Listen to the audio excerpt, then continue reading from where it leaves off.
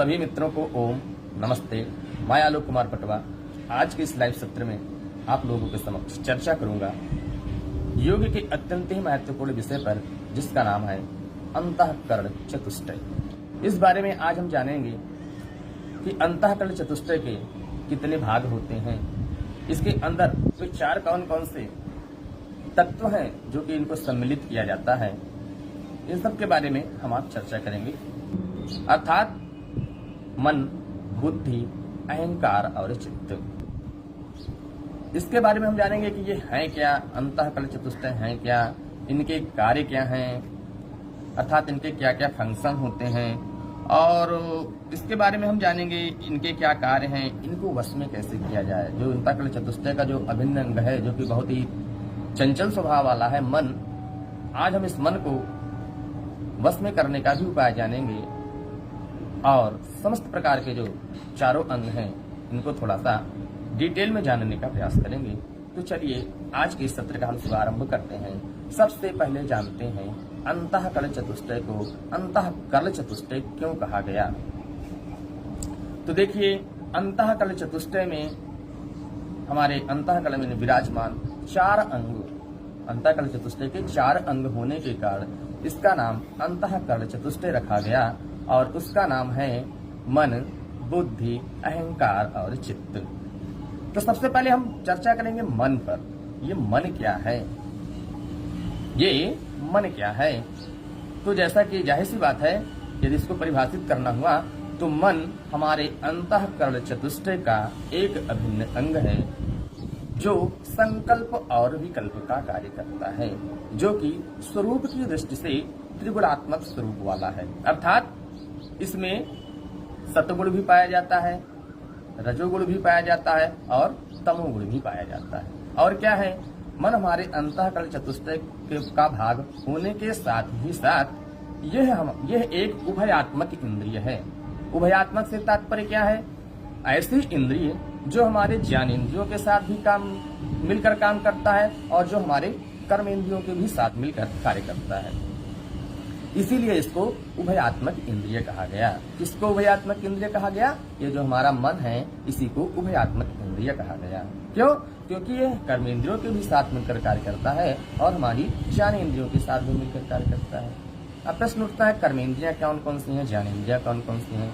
तो सबसे पहले हम जानते हैं ज्ञानेंद्रियां कौन कौन सी हैं, या कि ज्ञानेंद्रियों के कार्य क्या क्या होते हैं। तो देखो, ज्ञानेंद्रियां हमारे शरीर में 5 हैं और कर्मेंद्रियां भी हमारे शरीर में संख्या में 5 ही हैं। तो ज्ञानेंद्रियों की बात करें तो हम प्रारंभ करते हैं सबसे पहले अपने नेत्र से, अर्थात चक्षु से या कि आई से। हमारी प्रथम ज्ञानेंद्रिय क्या है? नेत्र है, नासिका है, कान है, रसना अर्थात जीवा है और त्वचा अर्थात स्किन है। तो ये 5 ज्ञानेंद्रियां हो गई। अब 5 ज्ञानेंद्रियां हैं, इनको आहार कहाँ से मिलेगा, या कि अपना ये फंक्शन के माध्यम से करेंगी तो कर्मेंद्रियों के माध्यम से करेंगी। ठीक है, जैसे हमारे मन को क्या करती हैं, ये ज्ञानेंद्रियां और कर्मेंद्रियां हैं, इसको जो है मैटर प्रोवाइड करती हैं हमारे मन को। ठीक है, ये जो ज्ञानेंद्रियां हैं और जो कर्मेंद्रियां हैं, इन्हीं के द्वारा मन अपने विषयों को ग्रहण करता है, अर्थात अपना भोजन एकत्रित करता है, प्राप्त करता है ज्ञानेंद्रियों और कर्मेंद्रियों के माध्यम से। तो देखो, कर्मेंद्रियां मैंने ज्ञानेंद्रियां बता दी, तो ये मैंने बताया ज्ञानेंद्रियां कौन कौन सी हैं। अब जानते हैं कर्मेंद्रियां कौन कौन सी हैं। तो कर्मेंद्रियां हमारा हाथ हो गया, हमारा मुख हो गया, मुख, हस्त, मुख अर्थात माउथ, हस्त अर्थात हाथ, पाद अर्थात पैर, पायु अर्थात हमारा जो है गुदा प्रदेश या कि एक्सक्रीटरी सिस्टम का मुख्य पार्ट गुदा प्रदेश, और उपस्थ अर्थात हमारी जो जननेंद्रिय होती है। इसको 5 कर्मेंद्रियों के माध्यम से या कि 5 कर्मेंद्रियों के नाम से अभिहित किया जाता है, जाना जाता है। कौन कौन से? हस्त, पाद, उपस्थ, पायु और मुख। ये 5 कर्मेंद्रियां हुई। इन्हीं के माध्यम से मन अपने विषय को ग्रहण करता है, विषय को स्वीकार करता है। तो क्या है मन? मन हमारे अंतःकरण चतुष्टय का एक अभिन्न अंग है, जिसमें जो संकल्प और विकल्प का कार्य करता है, जो एक प्रकार से उभयात्मक इंद्रिय है। उभयात्मक अर्थात ऐसी इंद्रिय जो ज्ञानेंद्रियों के भी साथ मिलकर काम करता है और कर्मेंद्रियों के भी साथ मिलकर कार्य करता है। यह संकल्प और विकल्प का कार्य करता है। अभी थोड़ा सा ओवरफ्लो में चलते हैं, फिर एक एक का डिफाइन करेंगे। ठीक है, इसको कैसे वश में किया जाए इसकी भी हम चर्चा करेंगे। उसके बाद आता है बुद्धि। बुद्धि क्या है? बुद्धि भी हमारे अंतःकरण चतुष्टय का एक अभिन्न अंग है, जो क्या काम करती है? जो किसी भी विषय पर सही या गलत का निर्णय देती है, अर्थात what is right and what is wrong. इसका जो भेद करे, इसको जो डिफाइन करे, इसका जो निर्णय ले, इसको जो है जो अपने तरीके से अभिव्यक्त करने का प्रयास करे, जो डिसीजन लेती है, वो क्या है? वो बुद्धि है। ठीक, बुद्धि के भी थोड़े भेद होते हैं। अब बात करते हैं अहंकार। अहंकार क्या है भाई? अहंकार से तात्पर्य घमंड वाला अहंकार नहीं है जो कि हम सामान्य शब्दों में यूज करते हैं। अहंकार से तात्पर्य है अस्मिता भाव का होना, मैंपन की भावना। मैंपन मतलब ईगो, इंग्लिश में ईगो कहते हैं, किंतु जो इसका संस्कृत में यदि अर्थ लगाया जाए तो इसका वास्तविक अर्थ समझ में आएगा। नहीं तो सामान्य लोग क्या कहते हैं? ईगो अर्थात मन से तात्पर्य क्या अहंकार से तात्पर्य क्या लगाते हैं? वही घमंड वाला। तो ये घमंड वाला अहंकार की बात नहीं, ठीक है।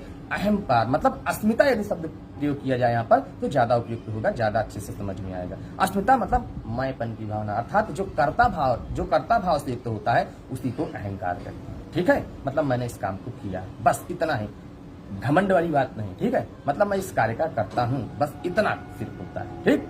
अब होता है अहंकार हो चित्त। चित्त क्या है? चित्त भी हमारे अंतःकरण चतुष्टय का एक अभिन्न अंग है, जिसमें हमारे शुभ और अशुभ अर्थात अच्छे एवं बुरे संस्कारों का संग्रह होता है। अब बात आती है संस्कार की भी चर्चा करें तो संस्कार क्या है?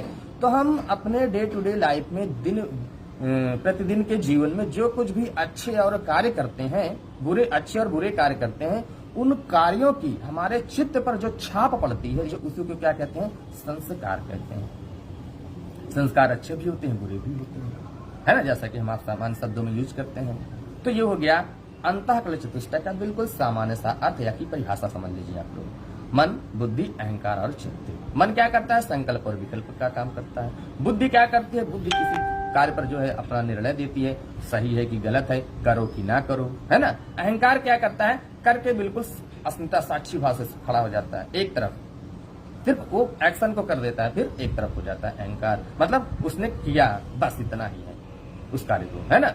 बुद्धि क्या है? मन, बुद्धि, अहंकार। और चित्त क्या है? चित्त में हमने जो काम किया उसका हमारे जो इंप्रेशन पड़ता है, जो उसका जो चित्त पर जो छाप पड़ेगी, जो प्रिंट पड़ेगा, वही क्या है? संस्कार है, ठीक है। तो चित्त में क्या है? चित्त में अच्छे और बुरे संस्कार निहित होते हैं, स्टोर होते हैं। एक तरीके से समझ लीजिए कि चित्त जो है एक जैसे कंप्यूटर के हार्ड डिस्क होती है ना, या कि हमारे आपके मस्तिष्क का जो क्या कहते हैं, बुद्धि होता है, जो ब्रेन होता है, उसको चित्त कहते हैं एक तरीके से, ठीक है। अब चित्त में क्या हो? चित्त में 3 प्रकार के तत्व सम्मिलित होते हैं। कौन कौन से? ये जो पहले के हैं, मन, बुद्धि और अहंकार। जब इन तीनों का जो है कॉम्बिनेशन हो जाता है, तब वही स्थिति चित्त की, तब वो चित्त का निर्माण करता है। मन, बुद्धि और अहंकार, इन तीनों को मिलाने के पश्चात चित्त नामक चौथे तत्व का निर्माण होता है। तो ये हो गया। गुरुदेव श्री ओम। चरण स्पर्श गुरुदेव। अरे गुरुदेव ऐसा मत कहें, ये आपका शिष्य है, जय हो मत कहें गुरुदेव, आशीर्वाद दीजिए आप। हमारे परम पूज्य गुरुदेव श्री डॉक्टर स्वामी विराज जुट चुके हैं। हमारे गुरुदेव श्री को हृदय तल की असीम गहराइयों से उनके इस नटखट शिष्य का चरण स्पर्श। जय गुरुदेव। जी गुरुदेव, आप आगे गुरुदेव, बस हो गया, बहुत है हमारे लिए। आपकी उपस्थिति है ही हमारे लिए अत्यंत ही गरिमा का विषय है। हमारे गुरुदेव श्री जुड़े आज मैं बहुत ही, ये हमारा लाइव आना। जी गुरुदेव, बिल्कुल विषय पर ही रहेंगे, इससे इतर नहीं जाएंगे हम, बिल्कुल। तो क्या है? मन, बुद्धि, अहंकार और चित्त, ये हमारे अंतःकरण चतुष्टय का एक अभिन्न अंग है, या कि 4 अभिन्न अंग है। अब देखते हैं ये एक एक के कार्य क्या होते हैं। अब इसको प्रैक्टिकल वे में समझने का प्रयास करते हैं, ठीक है। अपने डे टू डे लाइफ में समझने का प्रयास करते हैं कि इनका ये करते क्या है। तो देखो, सबसे पहले मन पर चर्चा करेंगे। मन क्या है, इसको पहले कार्य की चर्चा करेंगे, तत्पश्चात इसको हम आप जो है कंट्रोल करने की बात करेंगे, इस पर हम विजय प्राप्त कैसे करेंगे इसकी बात करेंगे। तो चलिए प्रारंभ करते हैं मन। ये मैंने ओवर भी देख लिया कि क्या है अंतःकरण चतुष्टय, ठीक है। अब हम देखते हैं मन। मन क्या है? एक उभयात्मक इंद्रिय है। अब देखो, ये संकल्प और विकल्प का काम करता है। संकल्प और विकल्प का काम मतलब संकल्प किसी काम को करने की ठान लेना, विकल्प उस काम में थोड़ा सा ऑप्शन दे देना। जैसे आज मैं योगाभ्यास करूंगा, ठीक है, ये क्या हुआ, सुसंकल्प हो गया, अच्छा संकल्प हो गया। और विकल्प उसमें क्या उत्पन्न हो गया, हमारे मन ने क्या उत्पन्न कर दिया, आज मैं योगाभ्यास या तो सुबह करूंगा या तो शाम को करूंगा। ये क्या है, ये विकल्प ऑप्शन दे दिया मन ने हमारे, ठीक है, मन ने हमारे ऑप्शन दे दिया। तो इसीलिए कहा जाता है मन संकल्प। संकल्प जो होता है वो सार्थक कार्य के लिए होता है, अच्छे कार्यों के लिए होता है। बुरे कार्यों के लिए जो संकल्प किया जाता है उसको संकल्प नहीं कहते हैं, ठीक है। जो सुंदर दृष्टि से, जिसका उद्देश्य जो है अपने इस आत्मा को आगे बढ़ाने के लिए, अपने इस जीवन को आगे बढ़ाने के लिए, अपनी गलतियों को रिमूव करने के लिए होता है, वो क्या होता है, संकल्प होता है, और वो सुसंकल्प होता है। कुसंकल्प भी काफी लोग करते हैं। कुसंकल्प क्या है, अर्थात जो गंदा संकल्प होता है वो क्या होता है, उसमें लोग बुरे विचार सोचते हैं, उसमें लोग बुरे विचार मतलब कि गंदे विचारों को ज्यादा प्रवाहित करने का या कि ज्यादा डिलीवर करने का प्रयास करते हैं, या कि उसको गलत एक्शन को करने का निर्णय लेते हैं। तो ये हो गया कुविचार या कि कुसंकल्प। तो हमको योग के विद्यार्थी हैं हम आप सभी, तो हमको सुसंकल्प लेना चाहिए, अच्छे संकल्प लेने चाहिए। संकल्प से तात्पर्य क्या है, निश्चय, दृढ़ निश्चय होना चाहिए। और वो निश्चय क्या होना चाहिए, सुसंकल्प का, अच्छे कार्यों को करने का। जैसे कि हम प्रतिदिन योगाभ्यास करेंगे, हम यम नियम आसन प्राणायाम प्रत्याहार धारणा ध्यान समाधि का पालन करेंगे, हम अपनी वाणी के माध्यम से किसी को कष्ट नहीं पहुंचाएंगे, अपने कार्यों के माध्यम से किसी को हार्दिक कष्ट नहीं पहुंचाएंगे, किसी को शारीरिक कष्ट नहीं पहुंचाएंगे, किसी को मानसिक कष्ट नहीं पहुंचाएंगे। ये सब क्या है, ये संकल्प है, ठीक है। ये संकल्प हो गया, अच्छा संकल्प हो गया, अच्छे कार्य किए हो गया। विकल्प देखो, संकल्प और विकल्प, विकल्प में भी देखो थोड़ा सा सामान्य जीवन से लेते हैं उदाहरण हम। जैसे विकल्प में क्या हो गया, अगर आज मैं समय पर ना उठ पाया तो आसन नहीं करूंगा, आज मैं 4 बजे नहीं उठ पाया तो फिर क्या है, आज मैं प्राणायाम नहीं करूंगा। ये क्या है, हमारा मन विकल्प प्रस्तुत कर रहा है, ऑप्शन प्रस्तुत कर रहा है। तो हमको क्या करना चाहिए, इस विकल्प को हटाना चाहिए, रिमूव करना चाहिए। इसके साथ हमको क्या करना चाहिए, संकल्प करना चाहिए कि मैं आज 4 बजे उठूंगा ही उठूंगा, योगाभ्यास करूंगा ही करूंगा, ठीक है। ये क्या है, संकल्प है। तो हमको क्या चाहिए, संकल्प रहित, विकल्प रहित संकल्प, अर्थात हमको ऑप्शन लेस संकल्प करना है। ये हो गया संकल्प और विकल्प। और क्या है, मन जो है अत्यंत ही चंचल स्वभाव वाला होता है। मन का स्वभाव क्या है, अत्यंत ही चंचल होता है, ये इसका मूल स्वभाव है, चंचलता। और क्या है, मन में ही समस्त प्रकार के विचार उत्पन्न होते हैं। जितने भी अच्छे या विचार, बुरे विचार होते हैं, सब कहाँ उत्पन्न होते हैं, मन में उत्पन्न होते हैं। हमारे मन में ही अच्छे और बुरे विचार उत्पन्न होते हैं, जो कि हमारे कार्यों को आगे बढ़ाने का कार्य करते हैं। तो हमको जो है संकल्प और विकल्प से रहित होकर कार्य करना है। अब बात आती है ये ज्ञानेंद्रियों के साथ मिलकर कैसे काम करता है और कर्मेंद्रियों के साथ मिलकर कैसे कार्य करता है। देखो, ज्ञानेंद्रियों का विषय क्या है, ज्ञानेंद्रियों का विषय है शब्द स्पर्श रूप रस और गंध, ठीक है। ये क्या करता है, हमारा मन अगर किसी शब्द को सुन रहा है, ठीक है, तो उसके साथ संयुक्त हो जाता है। किसी रूप को देख रहा है, किसी व्यक्ति के, किसी वस्तु के, किसी अच्छे स्थान के रूप को देख रहा है, दृश्य को देख रहा है, तो उसके साथ जुड़ जाता है ना। जुड़कर क्या करता है, ज्ञान अर्जित करता है कि ये वस्तु कैसी है ना। उसके साथ किसी रूप को देख रहा है तो देख रहा है कि हाँ, उसको ज्ञान अर्जित हो रहा है कि हाँ ये सुंदर है, देखने में अच्छा है ना, ये दृश्य अच्छा है। ये हो गया रूप का। शब्द की बात करते हैं तो शब्द पर भी देखते हैं क्या होता है, मन हमारा कैसे जुड़ता है। मान लीजिए हमारा मन शब्द की ओर जा रहा है तो वो देखता है कि हाँ कोई, मान लीजिए मधुर संगीत चल रहा है ना, तो मन क्या करता है, अगर उसको अच्छा लगता है तब तो वहां पर टिकता है, वो संगीत अच्छा लगता है तब तो मन वहां पर टिकता है, नहीं तो क्या होता है, मन वहां से हट जाता है। ठीक, ये हो गया मन के कार्य, रूप का, शब्द का, स्पर्श का।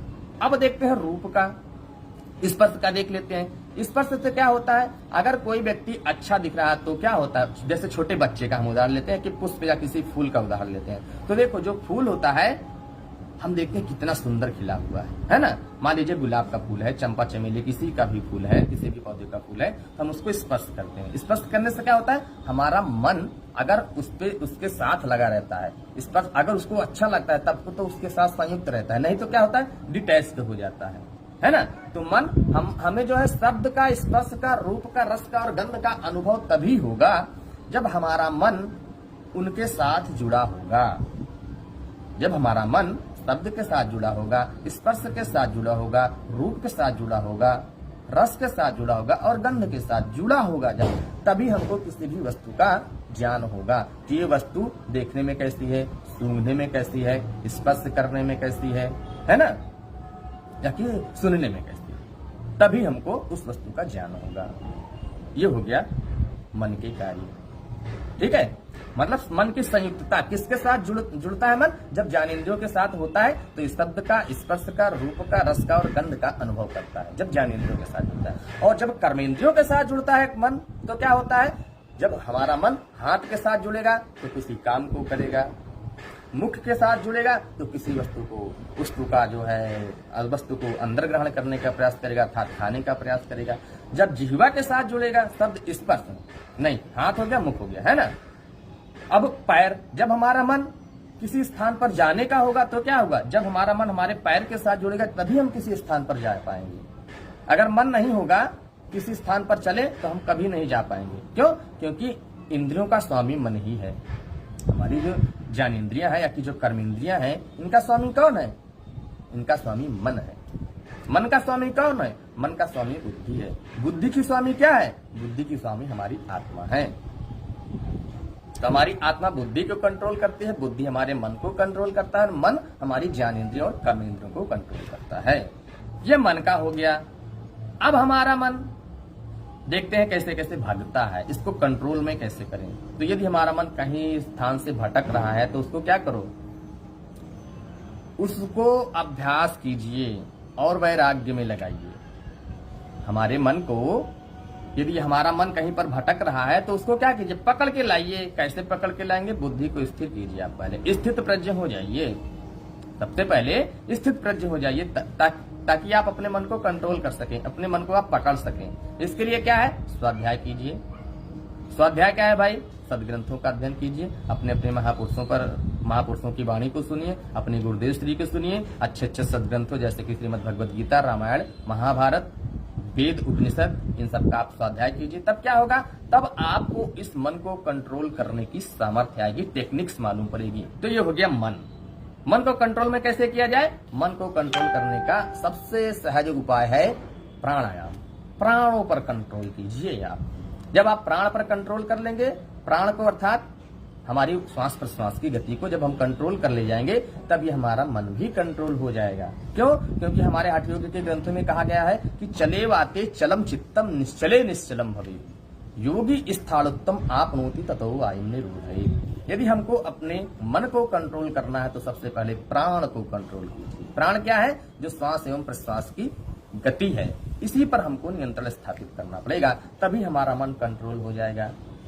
तो हमारा मन यदि चंचल स्वभाव का है तो इसको कैसे कंट्रोल करें? सबसे पहले इस प्राणायाम, प्राण को कंट्रोल कीजिए। जिस व्यक्ति ने अपने प्राण को कंट्रोल कर लिया, उसका मन उसके कंट्रोल में आना सुनिश्चित है, पक्का है, आ जाएगा। क्योंकि इसका सूत्र हमारे ऋषियों ने दे दिया गया है कि चले वाते चलम चित्तम निश्चले निश्चलम भवेत योगी स्थाणुत्तम आत्मोति ततो वायुम निरोधयेत्। इसलिए हमको मन को कंट्रोल में करने के लिए हमारा अपना प्राण पर कंट्रोल होना चाहिए। प्राण क्या है? श्वास एवं प्रश्वास की जो गति है, जो हम वायु ऑक्सीजन के रूप में लेते हैं और जो कार्बन डाइऑक्साइड के रूप में छोड़ते हैं। इनहेलेशन को पूरक या की श्वास कहते हैं, एक्सहेलेशन को रेचक या की प्रश्वास कहते हैं। ये होती है कुंभक, होल्डिंग को कुंभक कहते हैं, जो कि हम बाहर भी रोक सकते हैं और अंदर भी रोक सकते हैं। तो हमको प्राणायाम का अभ्यास करना चाहिए अपने मन को कंट्रोल करने के लिए। सबसे बड़ी की पॉइंट है ये अपने मन को कंट्रोल करने का। जब कभी भी आपका मन विचलित हो या कि चंचल स्वभाव का हो तो आप बैठ जाइए किसी भी आसन में, सुखासन में, सिद्धासन में, पद्मासन में, स्वस्तिकासन में या कि वज्रासन में, किसी भी आसन में बैठ जाइए और आप अपने जो है नेत्रों को बंद करके हाथों को जो है ज्ञान मुद्रा में लगाकर, ज्ञान मुद्रा, प्रणाम मुद्रा में, किसी भी मुद्रा में लगाकर आप जो है प्राणों पर कंट्रोल करना प्रारंभ कर दीजिए। धीरे धीरे सांसों को लीजिए, धीरे धीरे सांसों को छोड़िए। जितना सहज आप, जितना धीमी आपके मन की गति, सांस लेने की गति होगी और जितनी धीमी छोड़ने की गति होगी, उतना ही तीव्र गति से आपका मन आपके कंट्रोल में आएगा। मन को कंट्रोल करने के लिए मुख्य जो है प्राणायाम कौन कौन से हैं? मन को कंट्रोल करने के लिए सबसे प्रमुख प्राणायाम है नाड़ी शोधन प्राणायाम, उसके पश्चात है अनुलोम विलोम प्राणायाम, उसके पश्चात है शीतली शीतकारी भ्रामरी प्राणायाम। ये जो प्राणायाम है मन को कंट्रोल करने के लिए अत्यंत ही आवश्यक है। और इन प्राणायाम के साथ साथ यदि हम किसी मंत्र का उच्चारण करें, साथ ही साथ बीज मंत्र का, जैसे कि ओंकार का उच्चारण हो गया, या कि अपने किसी चक्र का यम रम लम हम वम जो भी है इसका उच्चारण करें, तब हमारा मन शांत हो जाएगा। या कि किसी गायत्री मंत्र का, जैसे कि गायत्री मंत्र का कर सकते हैं, ओम शब्द का ही उच्चारण कर सकते हैं, या कि किसी भी वैदिक मंत्र का यदि हम साथ साथ इसका जो है अभ्यास करें, तब हमारा मन और तीव्र गति से हमारी कंट्रोल में आता है, हमारे बस में आता है। तो ये था मन को कंट्रोल करने की पॉइंट। इसीलिए हमारे जो ऋषि थे, मुनि थे, उनका चित्त भटकता नहीं था अपने विषय से, वो हमेशा परमात्मा चिंतन में ही लगे होते थे। क्यों? क्योंकि उनका अपने प्राणों पर कंट्रोल था, विजय था। तो इस प्रकार से हमने देखा कि मन क्या है, मन के हाँ देखो और देख लेते हैं, संकल्प और विकल्प का काम तो होता ही। मन त्रिगुणात्मक स्वरूप वाला होता है। त्रिगुणात्मक मतलब मन में सत भी पाया जाता है, सतोगुण भी पाया जाता है, रजोगुण भी पाया जाता है और तमोगुण भी पाया जाता है। देखो, जब हमारे मन में रजोगुण की प्रधानता होगी तब क्या होगा, हमारा मन विषयों में भटकेगा, हमारा मन कहीं पर एकाग्र नहीं हो पाएगा, कहीं पर हमारा मन जो है किसी काम में लग नहीं पाएगा। क्यों? क्योंकि हमारा मन उस समय, हमारे चित्त में, हमारे मन में रजोगुण की प्रधानता है। रजोगुण का मूल स्वभाव क्या है? रजोगुण का मूल स्वभाव यही है कि ये हमारे चित्त को चंचल बनाए रखता है, किसी स्थान विशेष पर एकाग्र नहीं होने देता है। ये रजोगुण का प्रभाव है। और इसका ये तो हो गया माइनस पॉइंट कि हमारा चंचल होता है, किसी प्रस्थान पर रुकने नहीं देता। इसका प्लस पॉइंट क्या है? इसका प्लस पॉइंट ये है, इसका सार्थक उपयोग ये है रजोगुण का, कि जब हम रजोगुण में प्रवृत्त होते हैं तभी हम किसी कार्य को कर सकते हैं, तब हमारे मन में चंचलता होती है, तभी हम किसी काम को तीव्र गति से कर सकते हैं। ये होता है। तो ये रजोगुण के गुण हो गए। रजोगुण क्या होता है? रजोगुण आपको निद्रा से दूर रखता है, अर्थात आपको निद्रा नहीं आने देता। तो जब तक चित्त में रजोगुण है आपको निद्रा नहीं आएगी, ठीक है। और जो निद्रा आती है वो तमोगुण के प्रभाव से आती है। तो जो व्यक्ति अत्यंत ही क्रियाशील प्रवृत्ति के होते हैं, नेचर के होते हैं, प्रकृति के होते हैं, जो बहुत ज्यादा मतलब कि उसमें बहुत ज्यादा उत्साह होता है रजोगुण प्रधान व्यक्ति में, वो किसी भी कार्य को कर सकता है तीव्र गति से, अच्छे से मन लगाकर जब करेगा तो किसी भी काम को अच्छे से परफेक्शन के साथ कर सकता है। विद्यार्थी है, यदि रजोगुण प्रधान है उसमें, तो तीव्र गति से उसमें स्मरण करने की क्षमता आ जाएगी। वो तीव्र गति से जो है किसी अपने विषय को जो है कंट्रोल कर पाएगा, पूरे विषय को कवर कर ले जाएगा। यदि कोई विद्यार्थी है तो ये हो गया। कोई राजनेता है तो अच्छे से जो है अपने पब्लिक की डीलिंग कर सकता है, जो जनता होती है उसको अच्छे से डील कर सकता है, जो रजोगुण प्रधान व्यक्ति होता है। बिल्कुल बिल्कुल, हाँ, जिसका भी जो है मन चित्त भटके उधर उधर, वो कुंभक करके देख ले, बिल्कुल स्थिर हो जाएगा। इसीलिए हमारे महर्षियों ने कहा, इसीलिए उन्होंने सूत्र क्या बताया और विधि क्या है मन को कुंभक करने की? युक्तम युक्तम तजेद वायु युक्तम युक्तम च पूरयेत् युक्तम युक्तम च वदनीयात् एवं सिद्धिमाप्नुयात्। जब आप अपने प्राणों को जिस विधि से है, जो विधि है उसकी, उसी तरीके से यदि आप करेंगे, या कि प्राणायाम, कोई भी प्राणायाम है जिसका जैसा नाम है उस हिसाब से काम है, तो जैसा उसमें वर्णित है विधि, उसी विधि के अनुसार यदि हम चलेंगे सम्यक दृष्टि से, अर्थात युक्तम युक्तम उचित तरीके से, युक्त का शब्द है उचित तरीके से, पूर्ण जो है जानकारी प्राप्त करने के पश्चात जब हम नियमबद्ध तरीके से चलेंगे तभी हम जो है इसमें सफलता प्राप्त कर पाएंगे। किसी भी आसन में हो, किसी भी प्राणायाम में, अन्य योगी के किसी भी जो है हमारे जो है अन्य किसी भी अंग की बात। तो जब हम उचित तरीके से सम्यक रूप से चलेंगे तभी हम उस काम में सफलता प्राप्त कर पाएंगे, ठीक है। तो ये क्या था?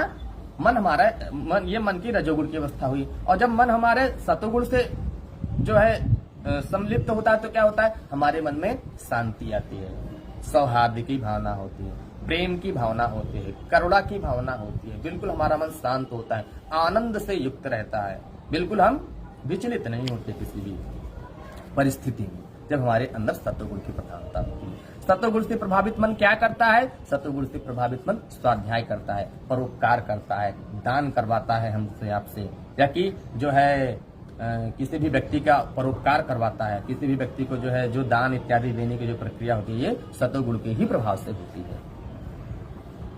और क्या होता है सत्वगुण के प्रभाव से?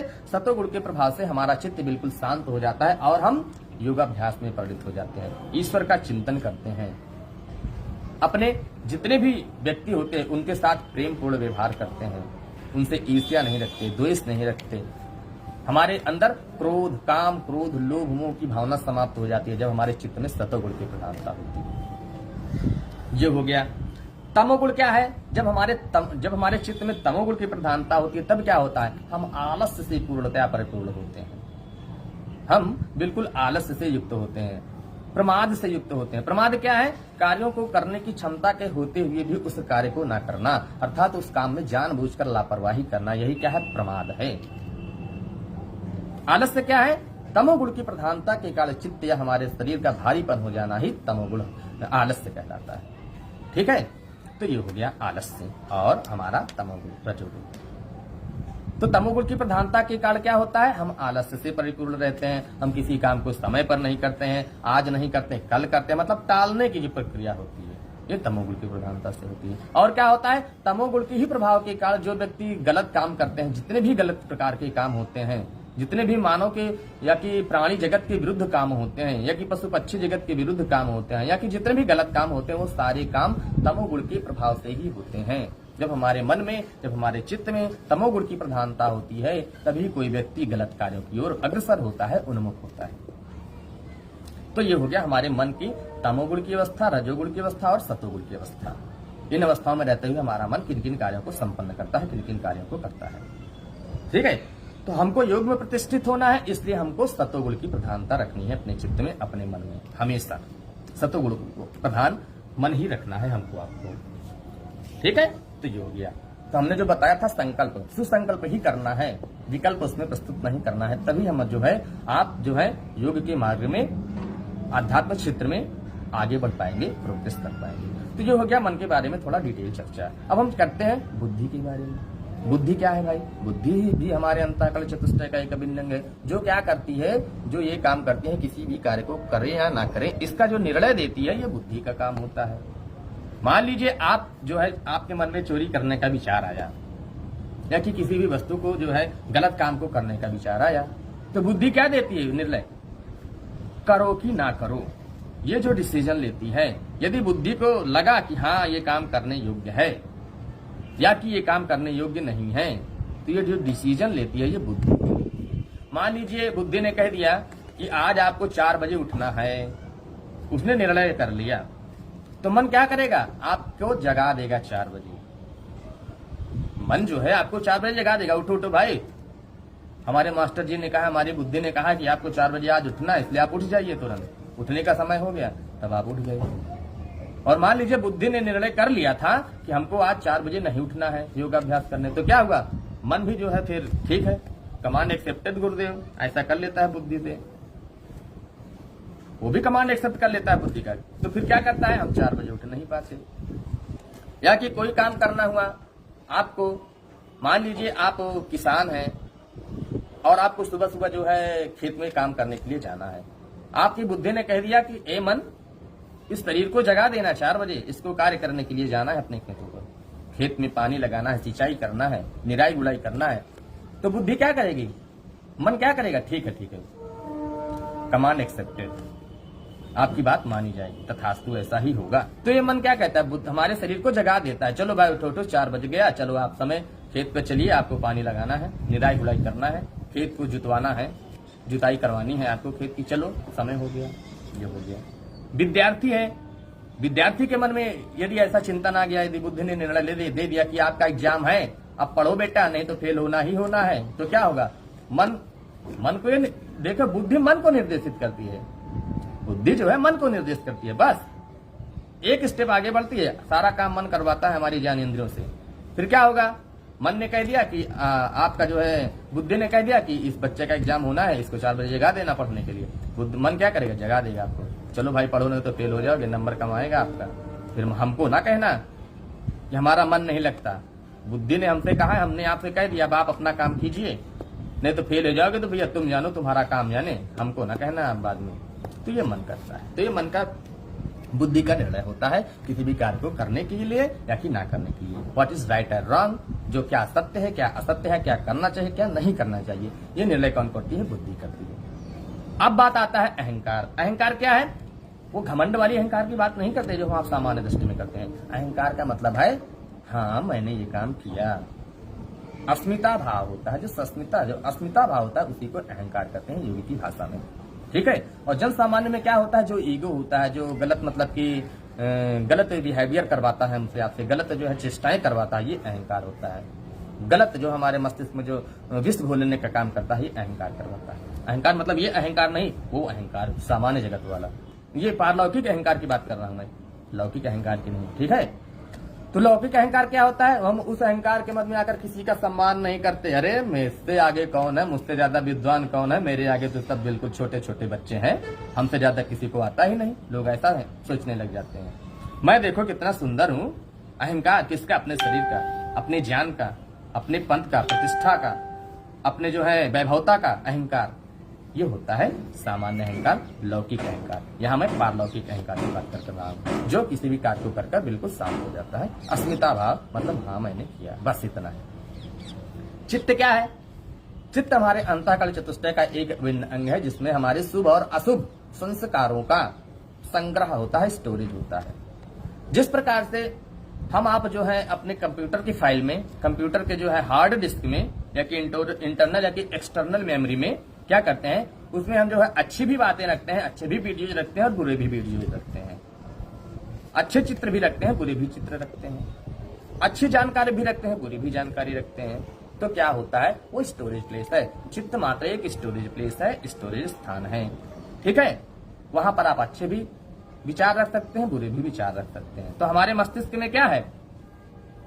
हमारे अपने मस्तिष्क को चाहिए, हमारे अपने चित्त को चाहिए कि इसमें सदैव अच्छे ही अच्छे विचार रखे जाएं, अच्छे ही अच्छे ज्ञान की बातें रखी जाएं, इसको गंदा ना होने दिया जाए। क्यों? क्योंकि यदि ये गंदा हो जाएगा ना, अब हमारा चित्त गंदा कैसे होता है? गंदा ऐसे होता है, इसमें अविद्या होती है, अस्मिता होती है, राग होता है, द्वेष होता है, अभिनिवेश होता है। अविद्या क्या है? सत्य को असत्य मानना, अनित्य असुच दुख अनात्म नित्य सुच सुखात्म ख्याति अविद्या। अर्थात अनित्य को नित्य मानना, अपवित्र को पवित्र मानना, अनित्य असुच और दुख उत्पन्न करने वाली वस्तुओं को सुख उत्पन्न करने वाली मानना, और जिसमें आत्म भाव है उसको उसमें अनात्म भाव प्रतिष्ठित करना। यही क्या है? यही अज्ञानता है। यदि साधारण शब्दों में कहा जाए तो वस्तुओं के वास्तविक स्वरूप को ना जानना ही अज्ञानता है। क्या सही है क्या गलत है, इसका भान ना होना ही, इसका ज्ञान ना होना ही, इसको ना जानना ही अविद्या है, अज्ञान है, इग्नोरेंस है। यही क्या है? अविद्या है। तो इसको हमको इस अविद्या नामक क्लेश से हमें अपने चित्त को मुक्त करना है। ये क्लेश भी कहलाता है। अविद्या, अस्मिता, राग, द्वेषा, विनिवेशा, पंच क्लेशा। ये 5 प्रकार के क्लेश होते हैं। क्लेश अर्थात जो हमको कष्ट प्रदान करते हैं। क्लेश का शाब्दिक अर्थ होता है कष्ट। तो हमको कष्ट किससे होता है? कभी अविद्या से होगा, कभी अस्मिता से होगा। अस्मिता क्या है? दृग दर्शन शक्ति और एकात्म तेव अस्मिता, अर्थात चित्त और आत्मा को, बुद्धि और आत्मा को, पुरुष और प्रकृति को, आत्मा और जीवात्मा को एक मानना ही क्या है? अस्मिता नामक क्लेश है। यही है क्लेश, अस्मिता नामक क्लेश। राग क्या है? किसी वस्तु के प्रति अत्यंत आसक्ति, किसी व्यक्ति के प्रति अत्यंत आसक्ति, किसी स्थान के प्रति अत्यंत ही आसक्ति, लगाव, अटैचमेंट। यही क्या है? राग है। और ये राग क्या है? दुख उत्पन्न करने वाला है, अर्थात हमको क्लेश उत्पन्न करेगा, अर्थात हमको कष्ट प्रदान करेगा बाद में। तो इसलिए हमको किसी भी व्यक्ति से, ना वस्तु से, ना घटना से, ना किसी स्थान विशेष से हमको राग नहीं करना, अत्यंत आसक्ति नहीं करना। नहीं तो क्या होगा? हमको दुख प्राप्त होगा। और दुख अर्थात क्लेश मिलेगा, कष्ट मिलेगा। तो इस प्रकार से हमने देखा अविद्या, अस्मिता, राग, 3 क्लेश हमने देख लिया। ठीक है, जो कि हमारे चित्त में स्टोर रहते हैं, चित्त को प्रभावित करते हैं, जिनके कारण हमको कष्ट होता है। और यही क्या है? क्लेश है, गंदगी है। किसकी? हमारे चित्त में। हमारे जो चित्त में गंदगी होती है, यही पंच क्लेशों की ही गंदगी होती है। विद्या, अस्मिता, राग, द्वेष, अभिनिवेश की ही गंदगी हमारे मस्तिष्क में रहती है, हमारे चित्त में रहती है। तभी हमारा चित्त क्या है? आनंद से रहित रहता है। तभी हमारा चित्त जो है शांत नहीं रहता है, इधर उधर भटकता रहता है, गंदे कार्यों को करता है। ठीक है, ये हो गया। द्वेष क्या है? किसी भी व्यक्ति के प्रति विद्वेष की भावना रखना, अर्थात उसे जो है उसकी लेग पुलिंग करना, उसकी बुराई करना, बैक बाइटिंग करना। क्यों? क्योंकि उसने अच्छा काम किया, हम क्यों नहीं कर पाए? उसने हमसे ज्यादा प्रगति कर ली, हम क्यों नहीं कर पाए? यही क्या है? यही जो भावना है। या कि वो वस्तु हमको मिली क्यों नहीं, वो व्यक्ति हमको मिला क्यों नहीं, वो लड़की या लड़का हमको मिला क्यों नहीं, वो धन या दौलत हमको मिली क्यों नहीं, गाड़ी या बंगला हमको क्यों नहीं मिला, उसको क्यों मिल गया। ये जो विद्वेष की भावना है, इसी विद्वेष की भावना का द्वेष कहते हैं। इससे भी हमको आपको दूर होना है, तभी हमारा चित्त स्थिर हो पाएगा, शांत हो पाएगा, सत्व गुण से युक्त हो पाएगा। अब क्या है अभिनिवेश। अभिनिवेश क्या है, अभिनिवेश मृत्यु का जो भय होता है, फियर ऑफ डेथ, यही क्या है अभिनिवेश नामक 5वां क्लेश है, जो कि हमारे चित्त में स्टोर रहता है हमेशा। क्यों? क्योंकि मैं कभी मर न जाऊं यार, अगर मैं मर गया तो क्या होगा। अरे भाई अगर तुम मर जाओगे तो सब कुछ होता रहेगा, तुम्हारे मरने और जीवित रहने से कोई काम बाधित नहीं होगा इस संसार का। यदि आप मर भी गए, यदि आप इस संसार से चले भी गए, तब भी संसार के समस्त प्रक्रियाएं चलती रहेंगी। आपके जो बच्चे हैं, आपके जो माता पिता हैं, उनका जीवन चलता रहेगा। आप मर गए या न मर गए कोई फर्क नहीं पड़ता। संसार की प्रक्रिया, परिवर्तन ही संसार का, परिवर्तन ही इस विश्व का नियम है, अटल सत्य है। यही नियम है, शाश्वत नियम है, जो कि हमेशा स्थिर रहने वाला है। यही सनातन नियम है। सनातन जो बिल्कुल पूर्व काल से चलकर अभी तक चला आ रहा है, उसी को सनातन कहते हैं। तो इस प्रकार से देखा हमने कि मन, बुद्धि, अहंकार और चित्त हमारे अंतःकरण चतुष्टय के अभिन्न अंग हैं, जिसके बारे में हमने आपने विस्तार से जाना, समझा। तो इस प्रकार से हमारा जो टाइटल था, हमारा जो उद्देश्य था, आप लोगों को बताने का संपूर्ण हो गया। ठीक है, तो इस प्रकार से हमने देखा कि आज का व्याख्यान समाप्त होता है। यदि आप लोगों का कोई प्रश्न हो तो आप लोग अपने प्रश्न को पूछ सकते हैं, कमेंट बॉक्स में लिख सकते हैं। ओम सर्वे भवन्तु सुखिनः, सर्वे सन्तु निरामयः, सर्वे भद्राणि पश्यन्तु, मा कश्चित् दुःखभाग् भवेत्। ओम शांति शांति शांति। ओम श्री गुरुभ्यो नमः। ओम श्री सर्वेभ्यो नमः।